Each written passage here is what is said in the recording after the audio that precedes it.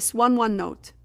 This is a creative, fan fiction-style recap inspired by the August 14th, 2026 episode and its current storylines.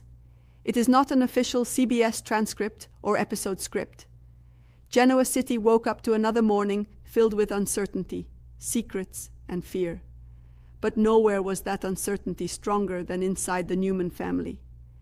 Nick Newman had returned to rehab after another frightening relapse, and everyone who loved him was struggling with the same question. Could Nick really pull himself back from the edge this time? The answer was far from simple.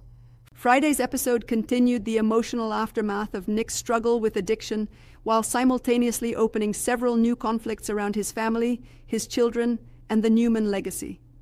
Recent coverage of the episode confirms that Nick was in rehab while Victor and Nikki were deeply concerned about his condition. But the biggest emotional question remained one that haunted everyone. Was Nick Newman going to survive this battle? A family living in fear.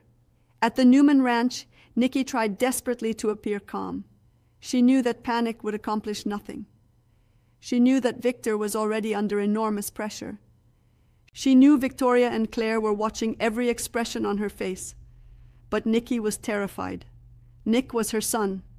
For years, she had watched Nick survive betrayals, business wars, heartbreak, family feuds, and countless dangerous situations. He had always somehow managed to come back stronger. This time felt different. This wasn't an enemy Nick could defeat with determination. This was a battle happening inside him. Nikki tried to convince herself that rehab meant Nick was finally receiving the help he needed. But there was another thought she couldn't escape. What if Nick didn't make it? She couldn't say the words aloud. Instead, she told Victoria that Nick was receiving treatment and that everyone needed to remain positive. Victoria immediately noticed something was wrong. "You're hiding something," she said. Nikki hesitated. Then she admitted that she had lied to Nick earlier because she didn't want to add to his emotional burden. The confession showed just how fragile the Newman family had become. They weren't only protecting Nick from the outside world, they were protecting one another from the truth. Victor refuses to give up. Victor Newman was approaching the crisis differently. The mustache wanted control. He wanted information. He wanted to know exactly what was happening to his son. But even Victor couldn't simply command Nick to get better. That reality frustrated him. Victor spoke with Nikki and made it clear that Nick's privacy had to be protected. The family couldn't allow Nick's personal struggle to become gossip across Genoa City. Victor also knew that business problems could wait. His son couldn't. For once, Victor wasn't thinking about Newman Enterprises. He was thinking about his family. And yet there was another problem. Nick's absence was already creating uncertainty surrounding Christian. Adam's unexpected role. At the Genoa City Athletic Club, Adam Newman and Chelsea Lawson discussed Nick and Christian. Adam had recently been spending more time with Christian while Nick was in rehab. That created complicated emotions. Adam is Christian's biological father, but Nick has been the father Christian has known in the most meaningful sense. Adam understood that distinction. He even admitted that Nick had been a better father to Christian than Adam believed he could have been. But now Adam was facing a situation he never expected. What if Nick couldn't come home? What if the temporary arrangement became permanent? Adam didn't want to think that way. At least he told Chelsea he didn't. But Chelsea could see that the possibility had entered his mind. Adam admitted that he had never seen Nick in such a dangerous emotional state. He wanted to be prepared for Christian, not because he wanted Nick to fail, because he was afraid of what could happen if Nick did. That distinction mattered. Chelsea challenged Adam on his feelings. Was he simply protecting Christian? Or was there a part of Adam that saw an opportunity to become the father he had never been? Adam rejected the idea that he was waiting for Nick to disappear. He knew Nick was Christian's father. Still, the conversation exposed a dangerous possibility. If Nick's recovery failed, Adam could suddenly find himself much closer to Christian than ever before. And Nikki was not going to ignore that. Nikki's suspicion, Nikki has always struggled to completely trust Adam. Even when Adam has helped the family, she has questioned his motives. That history wasn't disappearing now. When Nikki learned that Adam was becoming increasingly involved in Christian's life, her protective instincts immediately activated. She worried that Adam could eventually use Nick's situation to strengthen his own position. Victoria understood her mother's concern, but also reminded Nikki that Adam had been helping. That created an uncomfortable contradiction. Adam could be both helpful and dangerous. Nikki didn't know which version she was dealing with, and until Nick returned home, she wasn't prepared to take any chances. Christian's fear. Perhaps the most heartbreaking part of the storyline was Christian's fear. He knew something was wrong. He wasn't a little child anymore, and the family couldn't simply hide everything from him. He had access to information. He understood that addiction could become dangerous. And he wanted an answer to one terrifying question. Was his father going to die? Adam didn't have an answer. That moment demonstrated how deeply Nick's struggle was affecting the next generation of the Newman family. Christian wasn't concerned about Newman Enterprises. He wasn't concerned about Victor's empire. He wasn't concerned about business rivalries. He wanted his dad, and Nick wasn't there. Meanwhile, Billy Abbott makes his move. While the Newman family struggled with a personal crisis, Billy Abbott was creating a completely different kind of explosion. Billy believed he had uncovered evidence suggesting that the Abbott family could have a legitimate claim to Chancellor Industries. Jack and Kyle urged caution. Billy didn't want caution. He wanted action. The discovery had convinced Billy that Chancellor might actually belong to the Abbotts. But there was an important difference between discovering a historical document and proving ownership in the present day. Billy didn't seem interested in that distinction. He wanted to move forward. He wanted Chancellor. And he wanted everyone else to understand that he wasn't asking permission. Lily and Kane are shocked. Billy eventually approached Lily Winters and Kane Ashby. The atmosphere initially appeared friendly. Kane was even looking forward to working with Billy. Lily, however, had concerns. She encouraged Billy to stop digging into the past and focus on Chancellor's future. Billy smiled. He had clearly been waiting for this moment. He told them that the search was over. He had found what he needed. Then came the bombshell. Billy declared that Chancellor Industries was his. Lily and Kane were stunned. Billy believed he had found the keys to the kingdom, and he was convinced he could prove his claim. But Billy's confidence could become his greatest weakness. A new war begins. The Chancellor battle was now officially underway. Billy believed history was on his side. Kane believed the company belonged to the people who had been building its future. Lily was caught between her relationship with Kane and her complicated history with Billy, and Jack and Kyle knew that Billy might be moving far too quickly. The situation had all the ingredients of another Abbott family war. But Billy didn't care. He wanted his inheritance. He wanted recognition. And he believed Chancellor was the piece of the Abbott legacy that had been denied to him. Nick's silence. Back at rehab, Nick remained largely isolated. His family could talk about him. They could worry about him. They could make plans for him. But ultimately, Nick had to make his own decision.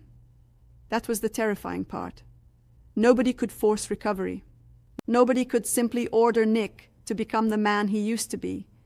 He had to choose it.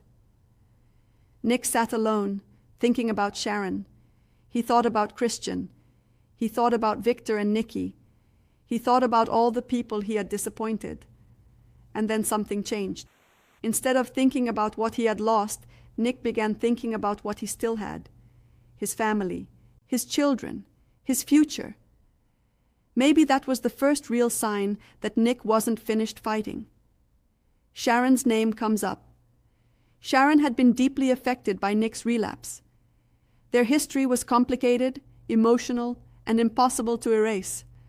When Nick was struggling, Sharon couldn't simply stop caring. She knew what it was like to see someone you love fighting a battle that they couldn't easily explain. She also knew that Nick needed professional help. She couldn't save him herself. That was one of the hardest lessons Sharon had ever learned. But she could still be there. and the possibility that Nick might reach out to her created a new emotional thread for the story. Could Sharon become one of the people who helped Nick rebuild his life? Or would their complicated history make everything more difficult? Is Nick really dead? The question spread through Genoa City, not literally, but emotionally. People were behaving as though they might lose him. Adam was preparing himself for the worst. Nikki was terrified.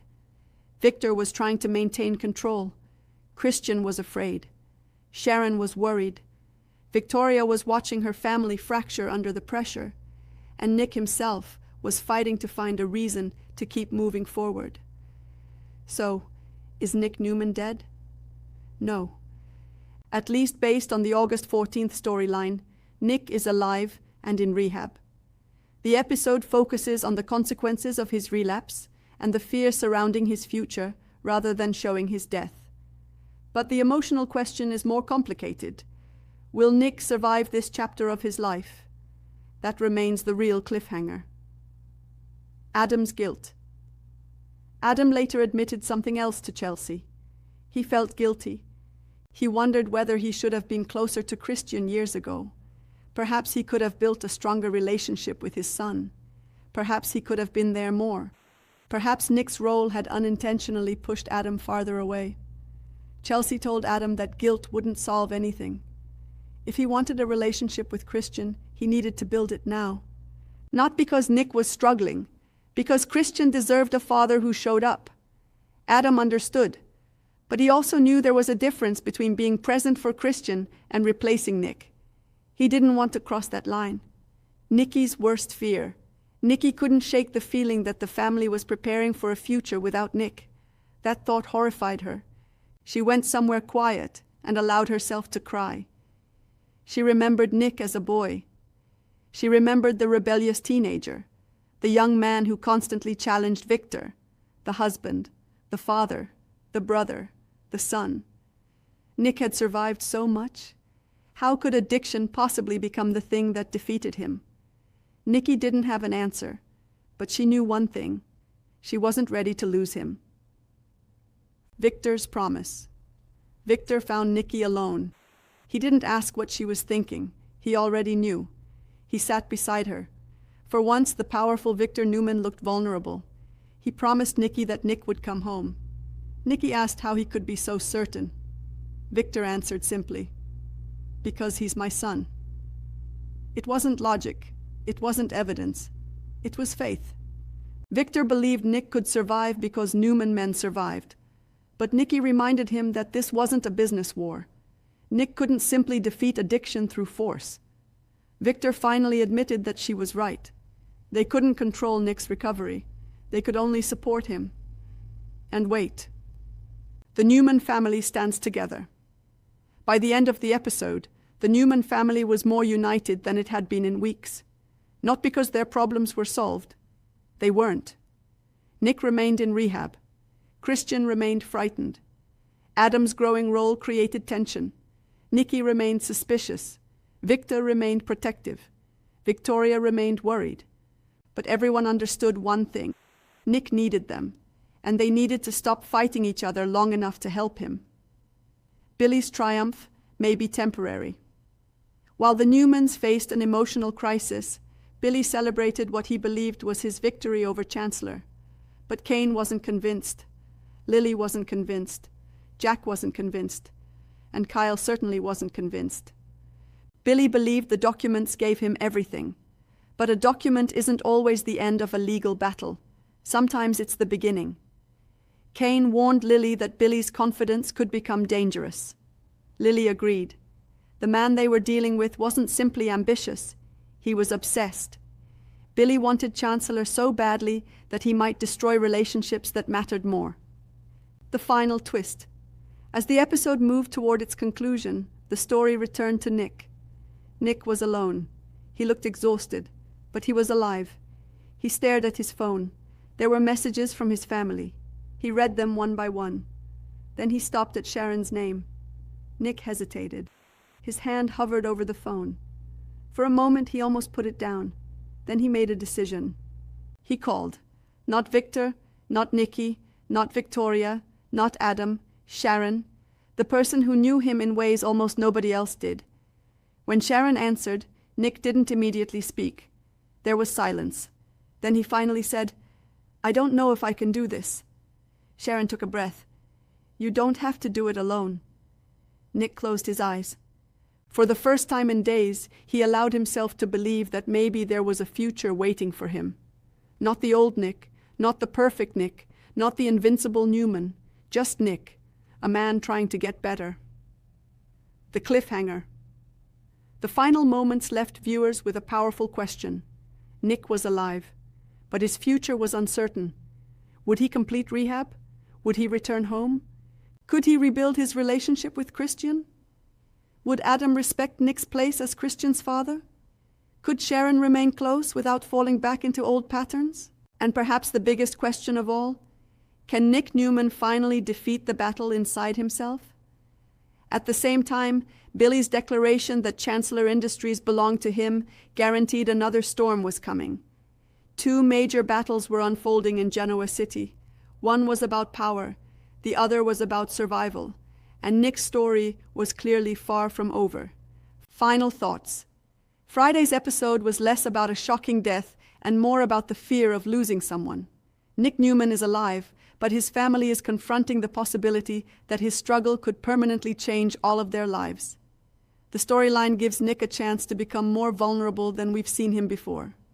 Instead of solving every problem with strength, money, or determination, he has to admit that he needs help. That may ultimately become his greatest victory. Meanwhile, Adam's involvement with Christian could create a completely different Newman family conflict. If Nick stays in rehab for an extended period, Adam may become increasingly important in Christian's life. Nicky won't accept that easily. Victor won't accept it easily. And Nick may eventually have something to say about it himself. Then there's Billy. His Chancellor revelation has opened another major battle that could consume Genoa City. Billy thinks he has finally discovered the truth about his family's connection to Chancellor. But the real question is whether he has discovered a legitimate inheritance or simply another reason to start a war. For now, however, one story stands above everything else. Nick Newman is alive, but alive isn't the same as safe. His recovery has only begun. And as Genoa City waits to see what happens next, one thing is certain: